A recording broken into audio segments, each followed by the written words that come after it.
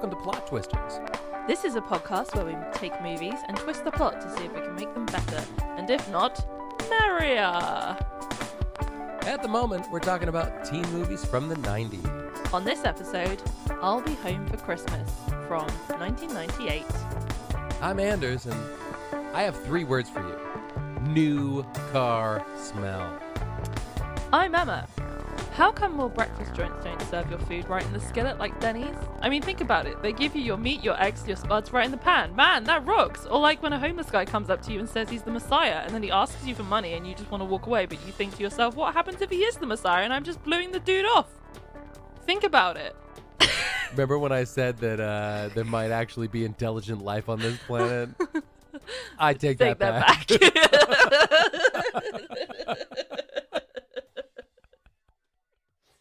Oh my gosh. Merry Christmas, Emma! Merry Christmas! Merry Christmas! Merry Christmas! And a movie about Jonathan Taylor Thomas. Merry Christmas! Merry Christmas! This movie really sucked. Hey man, you know, you gotta ease into your review. You can't just say it right at the beginning. I know, right? my whole thing is that I like to, play it cool and hold off and keep people guessing, keep people exactly invested in the episode and wanting to listen and hear what I think. You gotta draw it out. Draw right? it out. Yeah. That's why you start with the stockings right. and you end with the big present, right? Gonna get another run at it. Yeah. This movie, interesting. Really keen to know what you thought about it. Love to share my opinions shortly. But you know that in Plot Twisters world, when one of us says, I'd love to hear what you thought about the I'd movie. like to know what you thought. Right. That means one of two things. Either I want to hear what you thought because I'm too scared to say I flippin' loved it, or you talk for a while because we just watched some cinematic trash. It's like, when you're like, say you're with a friend who you maybe don't know that well, you're kind of like still figuring things out, and you kind of you still want to make a good impression. You still kind of care about what they think of you, so you might be like, oh hey, what do you think of comic books? Yeah. What do you think? I'm sure you know what I think, but I'd love to know what you think. Yeah, right? I'm more than happy to share with you what I think. However, I'd love to know what you think, because if you think they're bad, then so do I. But if you think they're great, then me too. Check out all these back issues of the Green Lantern that I have in my backpack. Before we talk about the movie, can I just say, I hope you're having a Merry Christmas. I hope that you Happy holidays. I hope that, we all know that the weather outside, and by weather we mean the world, right, is frightful, right? Yeah, frightful. Yeah, totally frightful. Inside, the fire's good. Delightful, you might say. Delightful. But since we have no place to go, right, let's just do a podcast about a Christmas movie, right? Ding, ding, ding, ding, etc. Yes. What I'm saying is I'm feeling Christmassy, and I hope that you are as well. So festive. Yep. Festive bells, got it. How are your halls? Are they decked? Mine are super decked. Holly, got it. Ivy, got it. Yeah. Christmas tree, got it. Baubles, yep. Them two, ready for it. Do you have that delightful plate of like cookies for Santa and milk for Santa, and you've got like carrot for Rudolph also? Yeah, absolutely. Stockings hung above. I don't have a fireplace, but they're just kind of hung above the TV, because I guess that's like the modern equivalent, isn't it? You just need something to place your furniture around, right? Where do we point our faces and our couches at? I guess it's the TV. Do you want to hear the most terrifying and like now scenario, the dark timeline thing that's going on right now? Dark timeline, yep. Yes. I mean, wait, no, I don't. No, wait, do I? Well, listen, no, yes, for a second. Is it fun? Am I going to get sad? What we're going to do is we'll do that thing where we talk about present day for a second, and we talk about how it's the now times for now for a second, and then we'll dip straight into our wheelhouse, our comfort zone, and very much our joy spot. Is that a term? Okay. Yep. All right. Fine. Yeah, we'll go with Joy Spot. It's Christmas. You can say which is the 90s, right? We'll go very much into our own Tinseltown, right? But before we do, I just need to tell you this. today, around the world, kids are putting out cookies, milk, carrots, and hand sanitizer for Santa Claus. That's a real thing. Well, to be fair. Yep.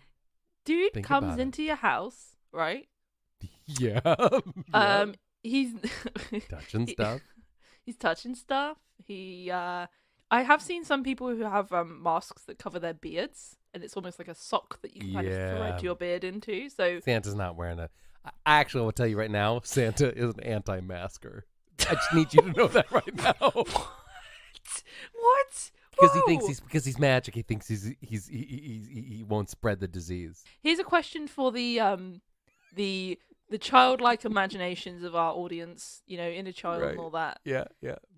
Is Santa an anti-masker because he's magical? And because he's magic. He thinks he's above the law. The thing about Santa, though, just for a second, if you think about it, right? So Santa Claus, he could be the biggest super spreader in the world. Oh my God, you're right. I'm sorry. Can I did not think that this was how this podcast was going to go, because our whole kind of thing has been like, we're not going to talk about the pandemic because it's really sad, and it gets really sad about it, and we're just going to talk about nice things and live in the past. And suddenly you barge in here for our Christmas episode, like, hey, I think Santa Claus is a super spreader of the coronavirus and an anti-masker. Yeah. He's also against vaccines as well. You're saying a lot of very offensive stuff to a lot of people right now, and I just want to say I don't stand by this. I'm not associating myself with this. Christmas is the time where you can say how you feel. Okay, everybody knows that about Christmas. It's the time where you're honest, right? That's what you do at Christmas. Didn't you ever see Love, Actually? That's the whole point. Because if you can't say it at Christmas, when can you say it? And right? the slightly sexist sequel about mansplaining. Well, actually, actually, love is what it's called. Well, actually. Like that. The point is, and I don't want to be, too controversial. It is after all, nearly, the day of Saint Nick, right? But if anyone is breaking the rule of 6, right, if you will, it's jolly old Kris Kringle, right? All right. Anything else you want to say about the present times? I hope that everyone is able to have a nice holiday season in the ways that we can at the moment. Yeah. And I hope that our podcast brings you a small moment of light relief from, the reality of existing. No joke, and I'm being real here for maybe the first time in my entire life, but hey friends, hey y'all, hey folks, hello loved ones, hello fans of this rinky-dink little podcast. If you need anything and you're feeling a little blue or feeling alone or feeling like, because of the COVIDs or because of the life or just because life is, complicated or whatever. Yes. And you need anything, send us a message on the old socials, right? Be like, hey, plot twisters, folks, I'm feeling a little blue. And here's what you're going to get from us. Nearly immediate response. You know why? Because we're young people and we are on our phones a lot, right? Yeah, we are on our phones a lot, yeah. And you know what else you're going to get? I'm going to send you probably some positive vibes and a meme. I'm going to send you whatever meme I've just been looking at. It might not be pertinent to the conversation, but I'm going to send it to you. Do you know why, dear listener, right? On behalf of the listener, why? Because we care. Yeah, we do care. Right? Not enough to properly research the response, but enough to respond, okay? What I'm saying is a joke, but it's also serious. If you need anybody around Christmas and or if you don't have anybody, send us a message on the old Instagrams, right? Right? Oh, Add us. Look, we can chat. Right? Slip on into those DMs for Christmas for a sec. It'll be one of us who respond, and depending on who you get, you'll get a probably different response. It's going to be Emma. It's going to be Emma.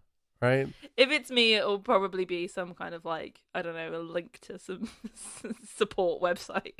But for you, and if it's you, it's a meme. So anyway, shall we dip into the movie that we're here to talk about, which is, of course, the 19 98 classic, I'll Be Home for Christmas. Yes. Do you want me to do the rundown? Please tell me about what happens in this film. All right. So here's what's going on. Sorry. What? Can I just say one more thing? Yeah. I would just like to give a slight disclaimer before we get into this. Like, I get it. I get that films for Christmas don't have to be good. It's just fun and it's made to make you feel good. And I get it. Okay, I get it. I get it. I like to. I'm a film person. I like to analyze the films. I like to talk about them. Yeah, I know to not take things seriously. Okay, just want to put that out there. Please. But you're going to take this movie very seriously. I'm going to take it very seriously. Good evening. I'm here to take this movie very seriously. I brought my pipe and slippers and my glass of whiskey, and I'm going to take this seriously. Be serious, yes. Yes, but please go ahead.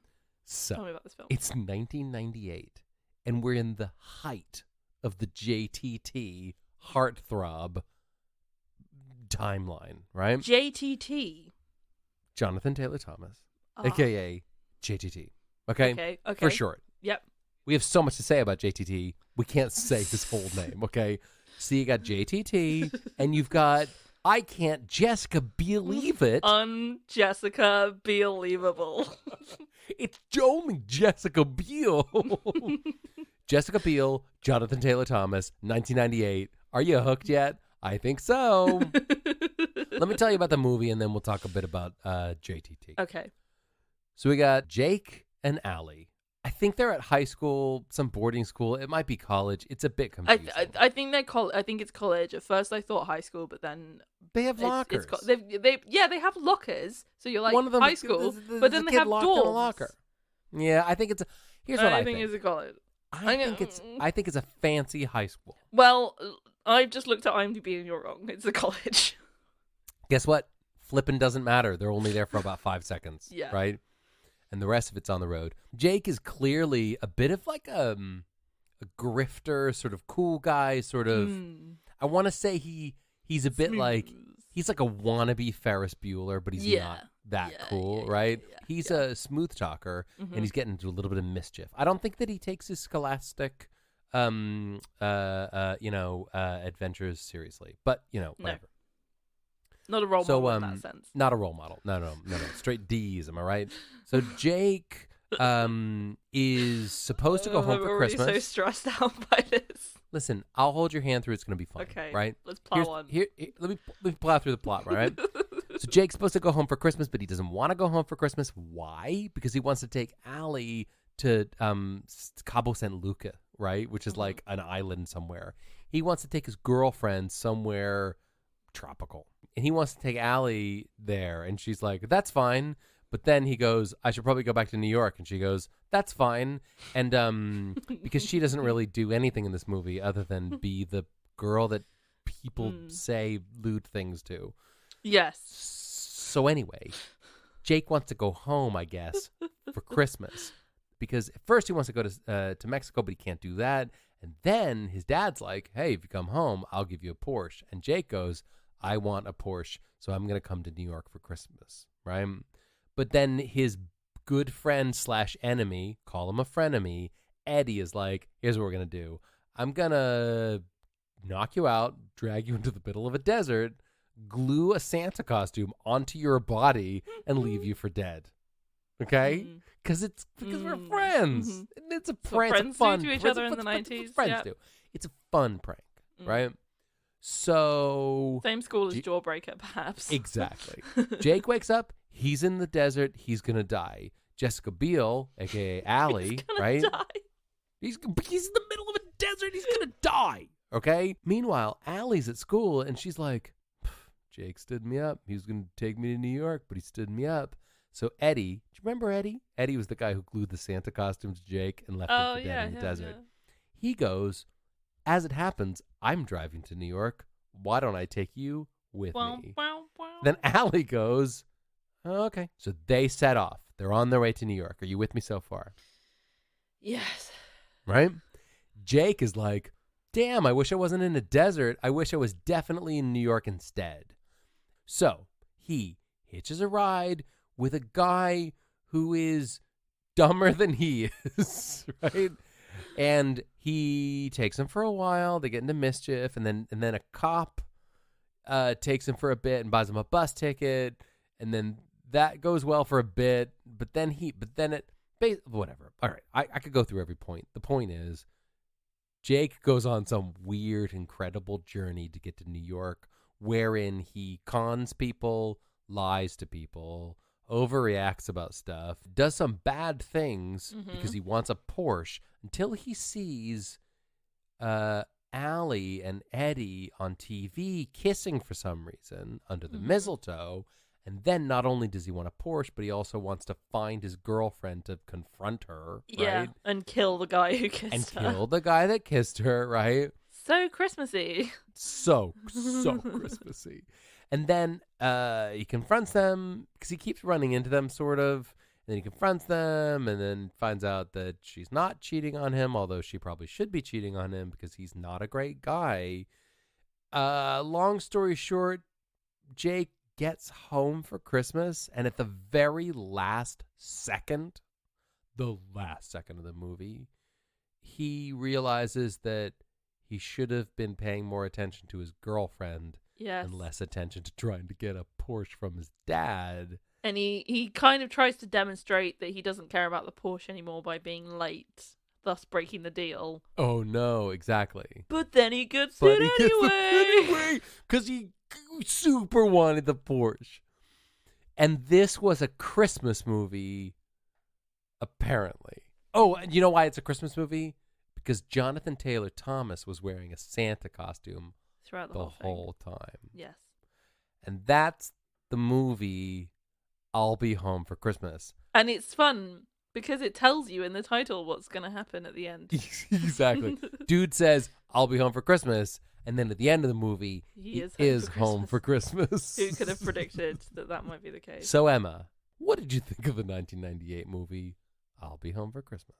I would like to just reinstate my disclaimer at the beginning of your summary where I say I appreciate that the Christmas films are for fun and you're not supposed to take them too seriously and it's not really about how good it is and it's just an experience. This movie was dreadful. Yep. As we have discussed previously, a millennial attention span. How many times did you look at your phone during this movie? I was playing a video game for some of it. By some, do you mean all of it? I had the film on my iPad, I had my Xbox on, and I had my phone in my hand. Jesus God, how do you focus on 3 screens at the same time? Practice, years of practice. Wow. Wow. I'm so impressed. But I obviously paid enough attention to be able to talk about this film, which was not a huge amount, but enough. I'm going to start with the things I liked because we want this to be a positive space. For the record, there may be people listening who are like, guess what? My favorite Christmas movie? Yeah. I'll Be Home. And you know what? To those people, I say, great, good for you. Like, if you like a thing, you like a thing, and that's great. And I don't want to yuck your yum. I don't want to yuck your yum. I fully support you liking your thing, and please don't let me ruin your experience of the thing because I don't want to do that. I like lots of things that other people don't like. I understand. I relate. Here's what I liked about this film. Yeah. Number 1, the Santa race. Pretty good. That was good. Funny. I like it. Lots of people dressed as Santa racing. Yep. And it gets kind of like, it gets a bit, like a scuff and they all fall over and that's very funny. Very slapstick. I like that. Yeah, it was good. Good. You share a thing that you liked next. I'm going to do it back and forth. You know what I really liked? Yes. When they, I like at the very beginning, there's 2 things that I'm like, oh yeah, this is a 90s movie, right? The first is... Was it the Smash Mouth poster? Yeah. How did you know? Yeah. So, I saw that Smash Mouth poster and I was just like, yes. Yeah. Gift. So the first is for us. Yeah. Allie has a flippin' Smash Mouth poster on the wall of her dorm room. And let me tell you, there's exactly one person in the entire history of the world that had a Smash Mouth poster, and that was whoever bought this poster for this movie. And I loved it so much. I was like, Oh, that's a Smash Mouth poster, right? Somebody bought a Smash Mouth poster to be in the background of this movie thinking... Somebody once told me I'll be home for Christmas. I said, yep, what a concept, right? But everybody could use a little change. Somebody once told me, somebody on the board of this movie, on the cast of this movie, on the crew of this movie was like, who's popular? Smash Mouth are popular. It's 1998. We need a Smash Mouth poster. And I'm sure somebody said, they don't exist. And that person went, yeah, you're wrong. These posters do exist. I'm getting one of these posters for this. Is Smash Mouth available for this project? Yeah. Yeah, it is Smash. Can we get the Smash Mouth boys? Can we get the Smash Mouth boys? Right? Yeah. But also, even if you're thinking like great 90s music reference, they made an even better one because at one point he's like, did you get the plane tickets so I can take my girlfriend to St. Cabo, whatever? And the kid in the locker is like, yep. And then he goes, one other thing before I let you out of this locker, which I don't like. He goes, you get the Dave Matthews Band tickets that I wanted, right? Because you got Smash Mouth and the Dave Matthews Band, and it's 1998, and everything's fine, and JTT is there, and Jessica Biel's there, and everything's fine. That's one thing I liked. Back to you. What did you like? I kind of like the fact that he spent the whole movie dressed as Santa. Like, it was kind of silly. Yeah. It was very silly, but I kind of liked it because there was almost this thing about the fact that he's dressed as Santa means that people treat him differently. Yeah. I thought that was quite funny. You know? Like, people were nicer to him and more forgiving. Because he's Santa Claus. He's Santa Claus, yeah. But what they did was they slightly overdid it by making it almost seem like people actually believed he was Santa Claus, which was... And not a 17-year-old boy. Yeah, like blonde child. You're not Santa Claus. You're a kid. What's going on? Yeah, so I like that. And I also liked, you know, the place that they went to stay that was like a German village or whatever. Oh, yeah. What was that called? I forget what that was called, but it was like, you know, a fake... Yeah, like a Bavarian village. Village, That was funny. That was good. Was funny. Yeah, it was good. Yeah, I like that. Yeah, it was good. Do you have any other things that you liked, or should we move on to destroying this thing? I have one more thing I liked, right? I really liked the bit when they were in the coffee shop and the cop was singing to his wife. Oh, Marjorie, I'm sorry I was such an insensitive jerk that night. That was very nice, right? It was nice, but he said, oh, Marjorie, yeah. Why won't you come home? Or something. And it's like, why didn't you say, why won't you come home with me? Yeah. Right?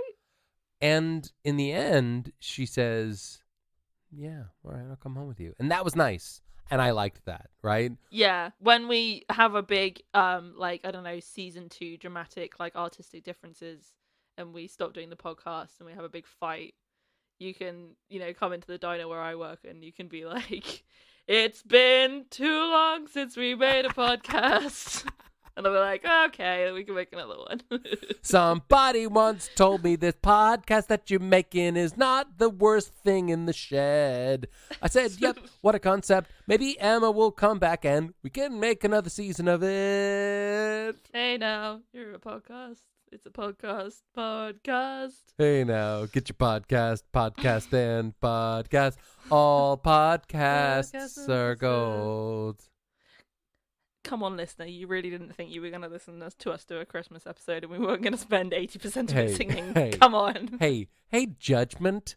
Judge the not, all right? Judgy McJudgeson. Hey, Judgy McListener person, right? You up in your ivory tower on your way to your big Christmas ball, okay? It's been a long year, okay? It's been a long year. Number one. Number two, eggnog. Number 3, just give me a break, right? And number 4, have you seen this movie? It was not good. Don't see this movie. Right? Don't see it. What I want you to do, stupid. What I want you to do, listener, okay, if that is your real name, which I doubt, right? When you get to your Christmas party, which by the way you probably shouldn't because it's 2020, and you know how it spreads with the liquid particles, right? Open the windows. Yeah. When you get to grandma, open the windows first. I want you to take a big, long, hard look at your life, right? And ask yourself this question. Who am I? Who am I to judge these people, these nice people who are providing me with auditory content? Right? And also, Sorry to be that guy. Sorry to give you such a hard time. I know you're a listener of ours, and I know life stuff. So you do you. I'll do me. Emma, you do you. Right? Okay. I'll do me. Yep. And listener, just take a deep breath. Pop a Mento. Right? It can be a Tic Tac. It could be whatever your mint of choice. Right? And maybe a life Imperial Polo. Here's what you do. Pop a lifesaver, turn all the lights out, and crunch on that bad boy and watch in the mirror as the lights go, right? Emma doesn't know what I'm talking about. You do because you're American, what? Maybe. Just chill. If you're not American, you're over here with me, like, what's going on? Everything's fine, right? You know, go wrap that last present, stick it into the tree, right? And I'm sorry that we had a fight, listener. We're sorry. We cool, right? We all said a lot of things we didn't mean. Uh-huh. Things got heated. Yep. Hot. It's the season. You know. Emotions are running high. Things are getting tense. We're all under a lot of pressure. Exactly. Let's just, let's just chill. Let's just hug it out. Hug it out. Don't hug. But don't hug because you're not allowed. You're not allowed to hug. All right? Here's what you should do. Hugging, cancelled. Nope, canceled. What you could do instead is you could purchase a large quantity, and I mean a large quantity of potter's clay. Okay, I'm thinking nice. 10 kilograms minimum. Okay. Then what I want you to do is wrap yourself in bin bags, and I mean a lot of bin bags. Then I want you to grease those bin bags. Are you with me so far? Okay. I think so. Once the bin bags are greased perfectly. Yes. And the clay is formed in a humanoid shape. It's not that kind of podcast. Yep. I want you to fully embrace the clay. Oh. Okay? Right? Squeeze it like your life depends on it, because in many ways it does. Yes. Hold. Or get a body pillow, either way. No. Listen to me. Hear me out. Hold for 10 seconds. And then a quick release. Okay?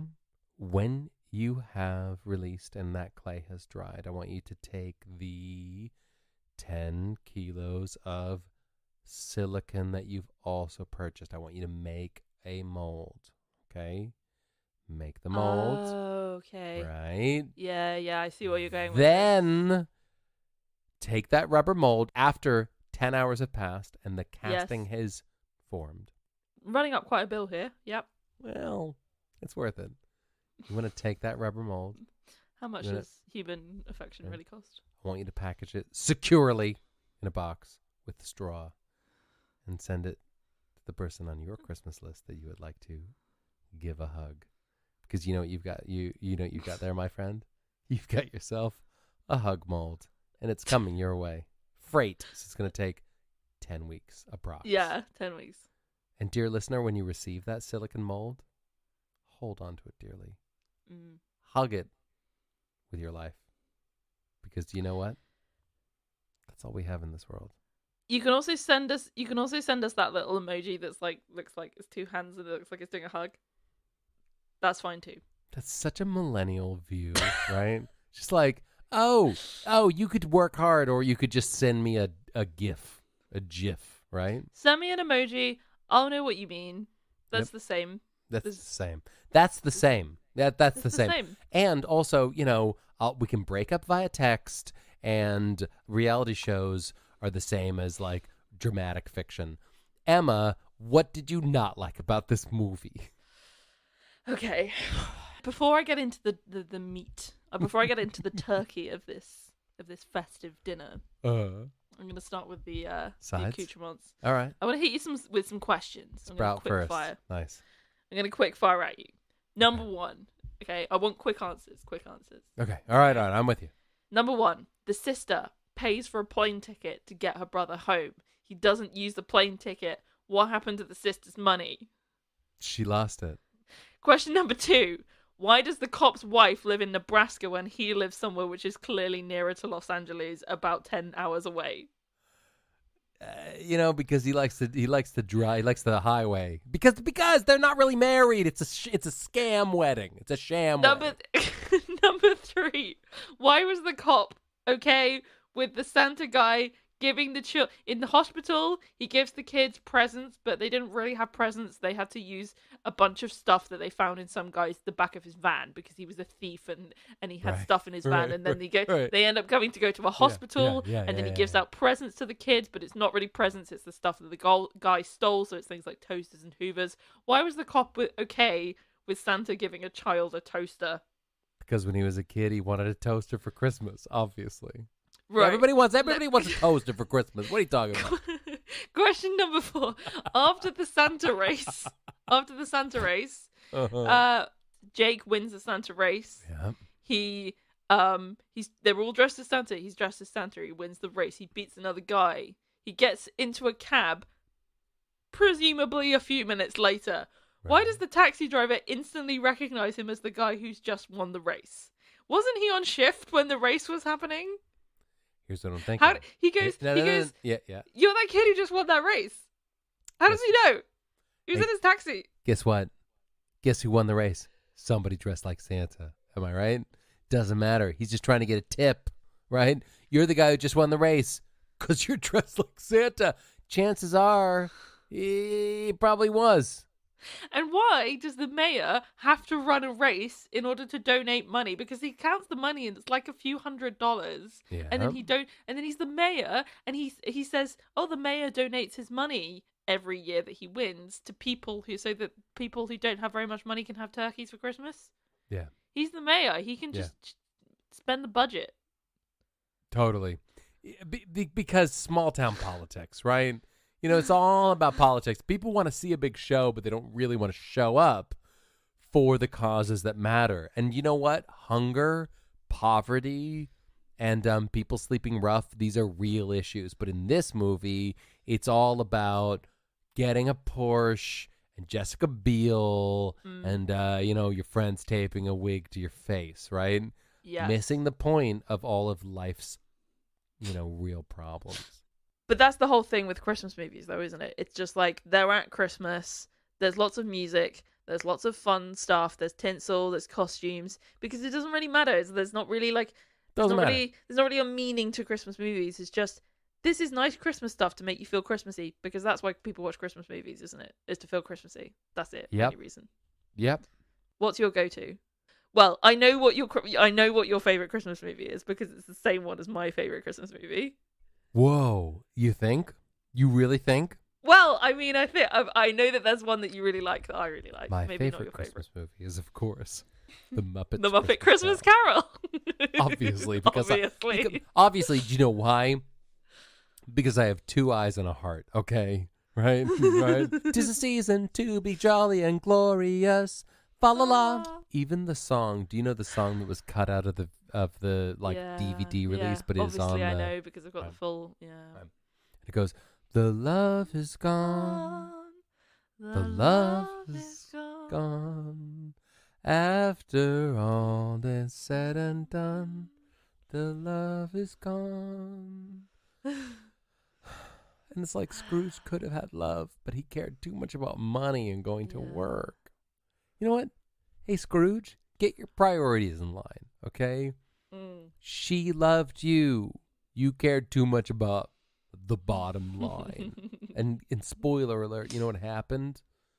The only warmth he ever had, right? You died alone, Scrooge. You suck. Yeah. The best thing about that film, Michael Caine doing one of the most best straight Royal Shakespeare Company performances when everything around him is Muppets. Absolutely genius. So good. You are a frog, and you. I don't recognise you. You're a frog. Right. You there, down there. What day is it? You're a frog. Today's Christmas Day, my man. Hey. Don't give me that shit. You're a fucking frog. What are you doing You are a fucking frog. And you don't know. I only told you to get me the bloody calendar. You a fucking frog. And you don't know what day it is. And I'm Michael Caine. And I'm going back to bed. It's the only warmth I ever had. Oh my god.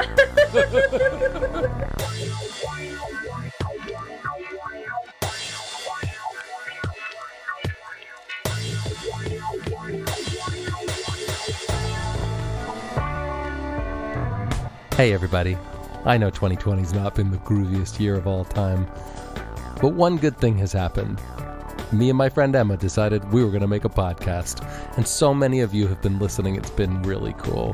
One thing we'd love is for you to give us a review on Apple Podcasts. The more reviews we get, the more people can see the podcast and the more people can listen to me and Emma talking about really important issues like whether or not Chongo is still in Detroit Rock City. So please give us a review. That would be rock and roll.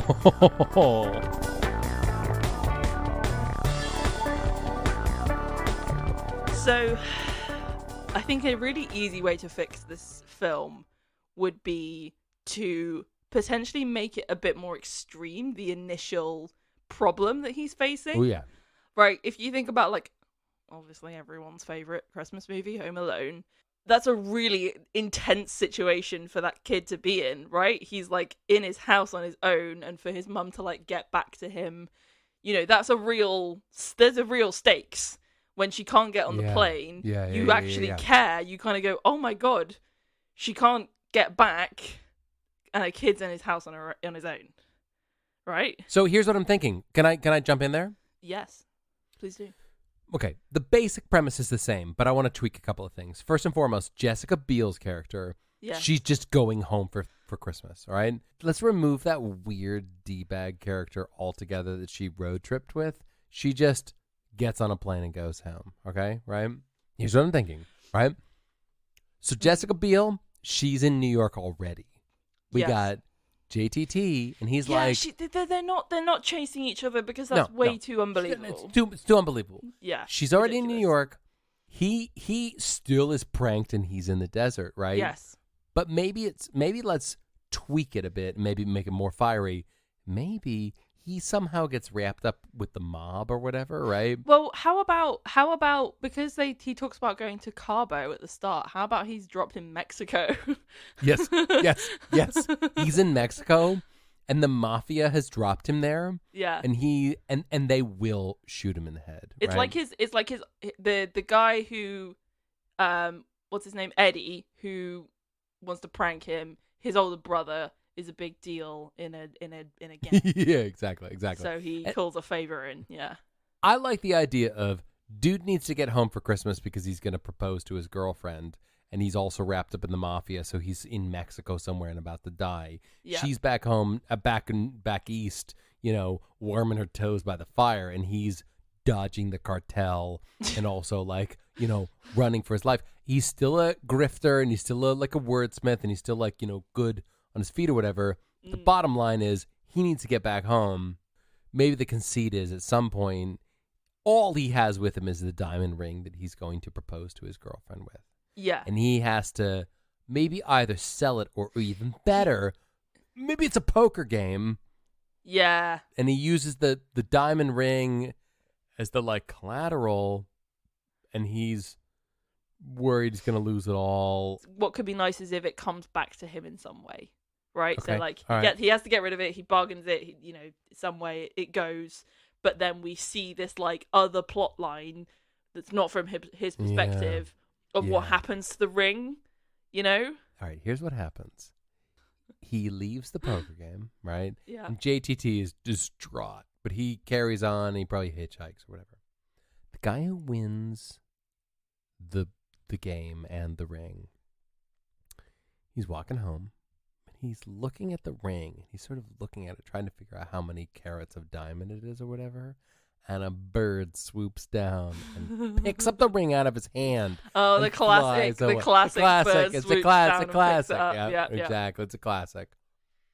And maybe the bird flies to New York City because it's on its way to migrate or whatever. It's a reverse migratory bird, right? They go north when other birds go south. And he lands, and he just happens to land in the tree outside of JTT's home. And JTT climbs up the tree when he gets back to find the hidden key that happens to be at the top of this tree. And he reaches in and he finds the key, but also finds the diamond ring.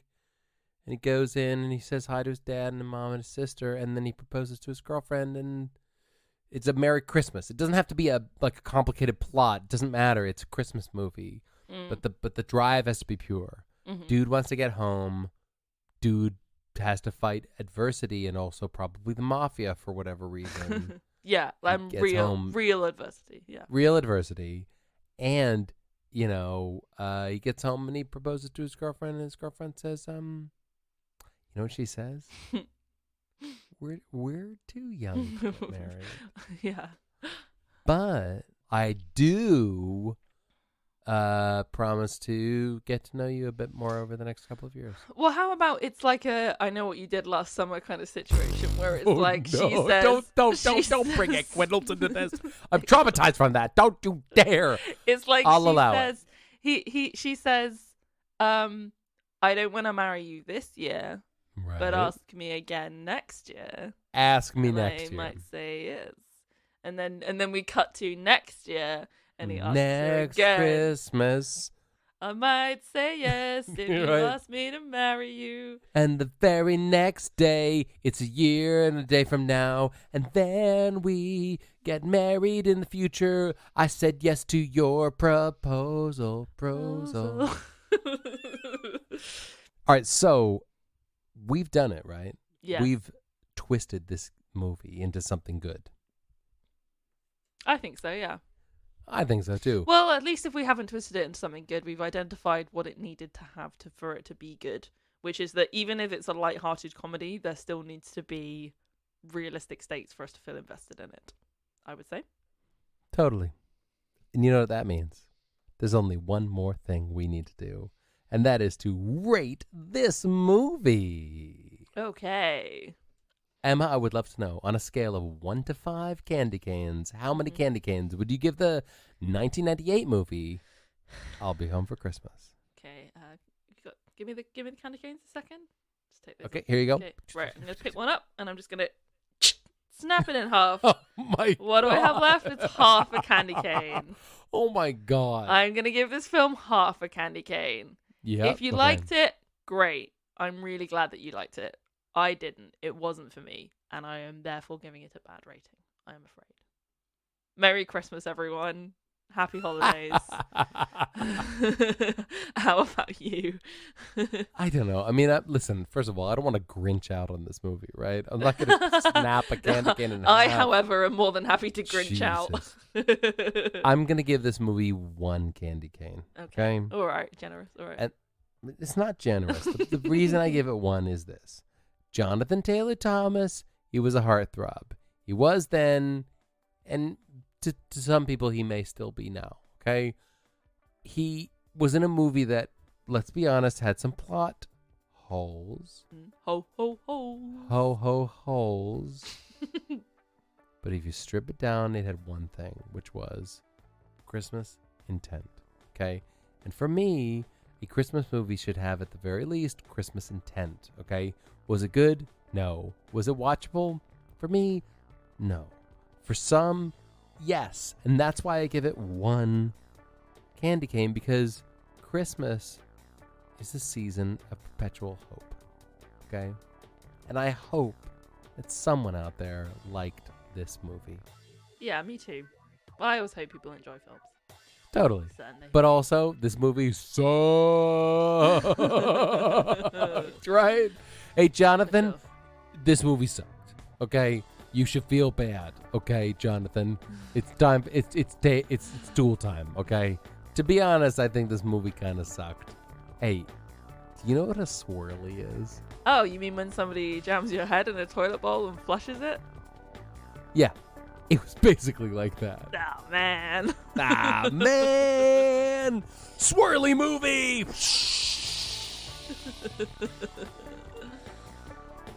Thanks for listening to this episode of Plot Twisters. Leave us a review on Apple Podcasts. See you next time. Bye. Bye. Happy holidays. Bye. Merry Christmas, everybody. And to all, a good night. Ho, ho, ho, ho, ho, ho.